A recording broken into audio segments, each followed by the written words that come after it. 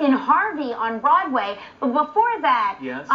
Will you have any downtime? Because I know that you're going to be here for the entire summer. Well, we're closing August 5th, and we picked that date for several reasons, but one of them because Big Bang was like, we can safely give you that. I could be back at work by the 8th, but if I'm not, what I would like more than life itself is to go to the U.S. Open again. Oh it is my favorite really? thing in the summer in New York. Yeah. Now, you're not blown away by seeing celebrities in New York, but Some of them, I hear that you're blown away with sports figures. Yeah, you swoon over sports. They stupefy me. Why? Well, for one thing, if you couldn't tell, I've never really played. So I think that they definitely have a lot of abilities that I would never even dream of having. And that's, especially the older I've gotten and the more I've worked and stuff, I find myself taking more of my downtime to watch things like sports. Right. And you ran into Michael Strahan once, right? I did. Me and my manager were coming out of me. Well, I ran into Michael Strahan. He came up to me and he said, my wife and I are big fans of the show, and he like handed me his card, which I still was like, what the hell am I going to do with this? I know, call him. But he was just so tall.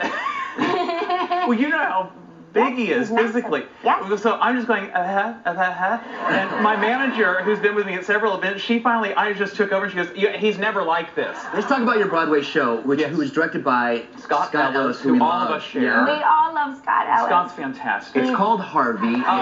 Yes, and so I have this, I do play Elwood, who has this 6'3.5" tall white rabbit best friend, and my sister, played by the wonderful Jessica Heck, decides we've had enough in this family of this, and it's time to put me away. That is really the basis of the story, but honestly, it's really about, Elwood is also a man who is so fond of other people and is so fond of connecting and talking to other people and really taking time to do that in a world filled with people just getting on with their lives. And